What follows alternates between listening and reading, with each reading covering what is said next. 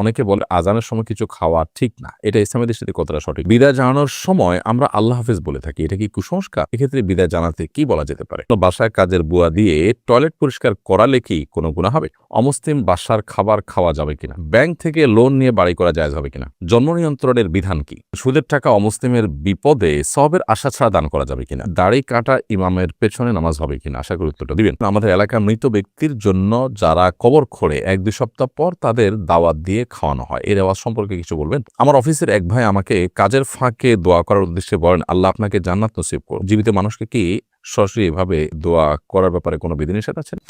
জাহিদ হাসান ইমন লিখেছেন, জিন দিয়ে চিকিৎসা করানো যাবে কিনা? ইস্তেআনা বিল জিন বা জিনের সাহায্য গ্রহণ করা ইসলাম শরীয়তের দৃষ্টিকোণ থেকে জায়েজ কোনো কাজ নয়, বিধায় ইস্তেআনা বিল জিন এটা নিষিদ্ধ ইসলাম শরীয়তের দৃষ্টিকোণ থেকে। তবে কোনো ক্ষেত্রে খুব লিমিটেড পরিসরে তাদের সহযোগিতা ভাবে না জায়েজ এবং গুনাহের কথা, এভাবে ট্রিটমেন্ট করা জায়েজ নয়। জামি ইসলাম শহীদ এআইডি থেকে আপনি লিখেছেন, জন্ম নিয়ন্ত্রণের বিধান কি? জন্ম নিয়ন্ত্রণ করার যদি প্রয়োজন হয়, কোনো ব্যক্তি এমন হন যে তিনি তার এই মুহূর্তে সন্তান নিতে গেলে তার স্ত্রীর জীবন হুমকির মধ্যে পড়বে, বা সন্তান একটা আছে, এই মুহূর্তে একটা সন্তান এলে তাকে লালন পালন করার মতো কোনো ব্যবস্থা নেই, কেউ নেই, তো এরকম পরিস্থিতিতে সাময়িক জন্ম নিয়ন্ত্রণ তিনি করতে পারেন। সেই সাময়িক জন্ম নিয়ন্ত্রণটা 2-4 বছরের জন্য হতে পারে, 10 বছরের জন্য হতে পারে, আর লম্বা সময়ের জন্য হতে পারে, কিন্তু স্থায়ী জন্ম নিয়ন্ত্রণ করা জায়েজ নাই। আর দ্বিতীয়ত, কি খাওয়াবো, উপার্জন কম, বেতন কম, চাকরি নাই, এই মুহূর্তে সন্তান হলে বিপদে পড়বো, এরকম চিন্তা থেকে জন্ম নিয়ন্ত্রণ করলে সেটাও জায়েজ নেই। কারণ প্রত্যেকটা প্রাণীর রিজিকের দায়িত্ব আল্লাহ তাআলা নিয়েছেন। রিজিকের চিন্তায়, ছোট চিন্তায়, নিচু চিন্তায় জন্ম নিয়ন্ত্রণ করবার সুযোগ ইসলাম শরীয়তের দৃষ্টিকোণ থেকে নেই। সাইফুর রহমান আপনি লিখেছেন, বিদায় জানানোর সময় আমরা আল্লাহ হাফেজ বলে থাকি, এটা কি কুসংস্কার? এক্ষেত্রে বিদায় জানাতে কি বলা যেতে পারে? বিদায় জানানোর সময় আমরা আল্লাহ হাফেজ বলি, অনেকে আল্লাহ হাফেজ বলি, অনেকে ফি আমানিল্লাহ বলি। আল্লাহ হাফেজ মানে আল্লাহ সংরক্ষণকারী, ফি আমানিল্লাহ মানে আল্লাহর নিরাপত্তা তুমি আছো, কোনো অসুবিধা নেই এগুলো বলাতে। তবে সুন্নাহ না এগুলো বলা জায়েজ, জাস্ট এটুকু। এগুলোকে সুন্নাহ মনে করা ভুল। সুন্নাহ হলো কাউকে বিদায়ের সময় আস্তাউদিআল্লাহ বলা।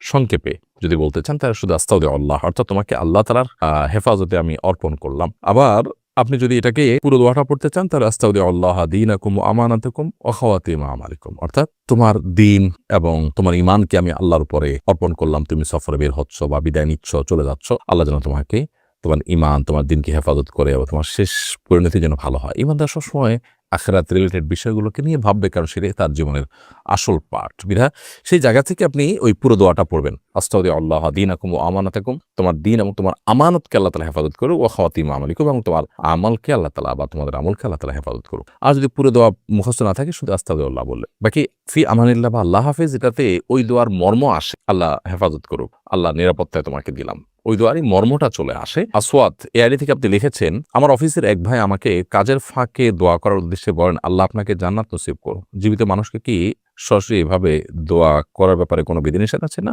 জান্নাত জীবিত মৃত যে কোনো ব্যক্তির জন্য কামনা করা যেতে পারে। আমরা নিজেদের জন্য আল্লাহর কাছে জান্নাত চাইবা, তখন ফেরদাউস চাইবা, জান্নাতুল ফেরদাউস চাইবা, এটা সবচেয়ে উঁচু পাপের জান্নাত। সেজন্য জীবিত মানুষ নিজের জন্য যদি জান্নাত চাইতে পারেন, তার জন্য জান্নাত চাইতে কেন পারবে না? কোনো অসুবিধা নেই। ফয়সাল আহমেদ আপনি লিখেছেন, ব্যাংক থেকে লোন নিয়ে বাড়ি করা জায়েজ হবে কিনা? ব্যাংক থেকে লোন নিয়ে যদি বাড়ি করেন তাহলে সেক্ষেত্রে সুদি লোন নিয়ে বাড়ি করলে সেটি অবশ্যই হারাম হবে। মানুষ বেঁচে থাকার জন্য মাথা গোজাবার একটা ঠাঁই থাকার দরকার আছে, কিন্তু হারাম উপার্জন করে কিংবা সুদভিত্তিক লোন নিয়ে বাড়ি করার কোনো প্রয়োজন নেই। একজন ইমানদার সুদকে সর্বতভাবে বর্জন করার চেষ্টা করবেন, সেটি যদি না করেন তাহলে তিনি গুনাহগার হবেন। অতএব শুধু লোন নিয়ে বাড়ি করা জায়েজ নয়। আপনি যদি শরিয়া ভিত্তিক লোন নিতে পারেন তাহলে তার পদ্ধতিটা এমন হতে পারে যে যিনি আপনাকে লোন দিয়েছেন তিনি আল্লাহর জন্য দিয়েছেন, সাধারণত ব্যক্তি পর্যায়ে এটা হতে পারে, অথবা যিনি লোন দিয়েছেন বা যে প্রতিষ্ঠান লোন দিয়েছে তারা আপনাকে বাণিজ্যিকভাবে লাভবান হওয়ার জন্য লোন দিয়েছেন, তাহলে সেক্ষেত্রে তারা আপনাকে আপনার নির্মাণ সামগ্রী কিনে দিবেন, কিনে আপনার কাছে হস্তান্তর করবেন, এবং সেক্ষেত্রে তারা অতিরিক্ত দাম ধরবেন, কিনে অতিরিক্ত দাম ধরে আপনার কাছে সেল করবেন এবং সেটা আপনি কিস্তি পরিশোধ করবেন। এভাবে জায়েজ হতে পারে, বাট নর্মালি এই প্র্যাকটিসটা ইসলামী ব্যাংকগুলো পর্যন্ত সঠিকভাবে করে না। যদি সঠিকভাবে করতে চায় বা করে, তার ইনশাআল্লাহ সেভাবে আপনি লোন নিয়ে বাড়ি করতে পারেন। রাশিদুল ইসলাম জীবন আপনি লিখেছেন, অমুসলিম বাসার খাবার খাওয়া যাবে কিনা? আমার প্রতিবেশী অমুসলিম, তার বাসা থেকে মাঝে মধ্যে ফল পাঠান, সেটাকে খেতে পারবো? অমুসলিমরা তাদের বাসা থেকে ফল টল পাঠালে সেটা আপনি খেতে পারেন, কোনো অসুবিধা নেই। তাদের কোনো খাবার যদি আপনার জন্য পাঠানো হয়, সেটা যদি হালাল হয়, সেটা খেতে কোনো সমস্যা নেই। সাহাবায়ে কেরাম অমুসলিমদেরকে দাওয়াত করে খাইয়েছেন, তাদের বাসায়ও খেয়েছেন, নবী সাল্লাল্লাহু আলাইহি ওয়াসাল্লাম অমুসলিমদের দাওয়াত খেয়েছেন। বিধায় এটা মৌলিকভাবে হারাম করা বিষয় না। তাদেরকে অন্তর অঙ্গ বন্ধু হিসেবে গ্রহণ করা, তাদের বন্ধু হিসেবে গ্রহণ করে মুসলমানদের শত্রুতার জায়গা নিয়ে যাওয়া, এগুলো হলো নিষিদ্ধ। নিশাত আপনি লিখেছেন, আমার শারীরিক অসুস্থতার কারণে আমি মা হতে পারছি না, এমন কোনো আমল আছে কিনা যার মাধ্যমে রোগ মুক্তির মাধ্যমে আমি মা হতে পারবো? দেখুন বোন, সব অসম্ভবকে সম্ভব করার জন্য আল্লাহ রাব্বুল আলামিনের কাছে কায় মনোবাক্যে চোখের পানি ফেলে দোয়া করতে থাকা উচিত অনবরত।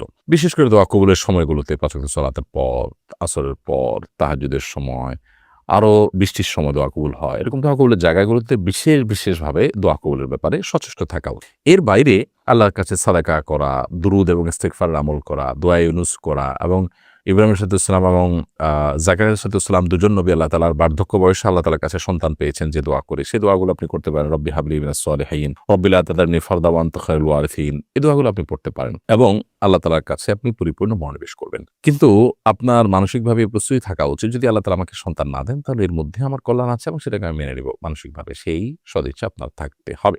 সাজ্জাদ করিম আপনি লিখেছেন, সুদের টাকা অমুসলিমের বিপদে সওয়াবের আশা ছাড়া দান করা যাবে কিনা?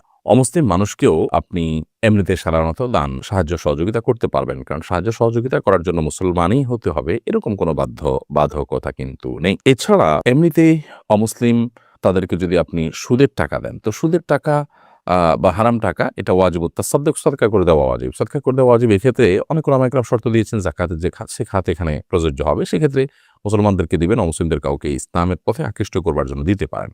আর অনেক ওলামা ইকরাম অবশ্যই এটাকে ব্যাপকভাবে যেকোনো কল্যাণমূলক কাজে ব্যয় করার পারমিশন দিয়েছেন। যেকোনো কল্যাণমূলক কাজে আপনি ব্যয় করতে পারেন। কামরুল জামাল আপনি লিখেছেন, আমি আসাম থেকে বলছি, দাড়ি কাটা ইমামের পেছনে নামাজ হবে কিনা? আশা করি উত্তরটা দিবেন।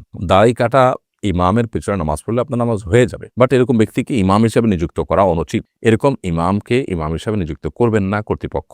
যার দাড়ি কাটা আছে, দাড়ি ছাঁচা আছে, দাড়ি ছোট, সুন্নাহ সম্মত দাড়ি তিনি রাখেন না, এরকম ইমামকে ইমাম হিসেবে নিযুক্ত করা কর্তৃপক্ষের দায়িত্ব অবহেলার শামিল। যদি নিযুক্ত করে ফেলে, আপনার বিকল্প কোনো জামাতে শামিল হওয়ার সুযোগ না থাকে, তাহলে এই ব্যক্তির পিছনে নামাজ পড়লে আপনার নামাজ আদায় হয়ে যাবে। ওলামা ইকরাম ফাসেক বা যে ইমাম গুনাহ করে সেটা প্রকাশ্যে, যার গুনাহটা একেবারে থাকে, সেরকম ইমামের পিছনে সালাত আদায় করাটাকে মাকরুহ বলেছেন, বাট নামাজ হয়ে যাবে। এরপর প্রশ্ন করেছেন আসমা সাহা, আপনি লিখেছেন, অসুস্থতার জন্য বাসায় কাজের বুয়া দিয়ে টয়লেট পরিষ্কার করালে কি কোনো গুনাহ হবে? কোনো অসুবিধা নেই।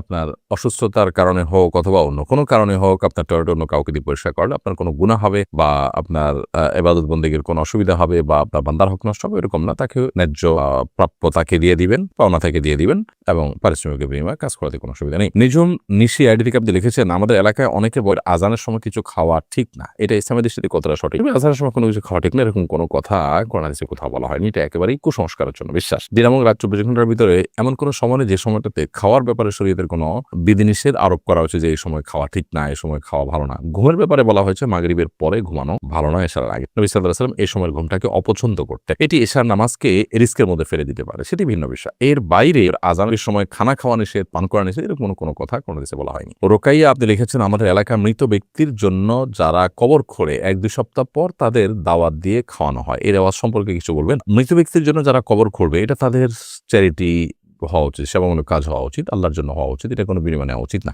আর যদি কোনো প্রতিষ্ঠানের তরফ থেকে কাউকে আপনার শ্রমিক হিসাবে নিয়ে কাজ করানো হয়, তাহলে সেক্ষেত্রে তিনি পারিশ্রমিক দিবেন, ভিন্ন কথা। বাট যিনি কাজ করবেন, তিনি দায়িত্ব হিসাবে যখন কাজ করছেন, সমাজের অংশ হিসাবে, তখন তিনি আল্লাহর জন্যই করবেন, কোনো বিনিময় দেওয়া উচিত না। অতএব তাদেরকে খাওয়ানোটাও এক প্রকার বিনিময়, এর আওয়াজটা না হওয়া উচিত।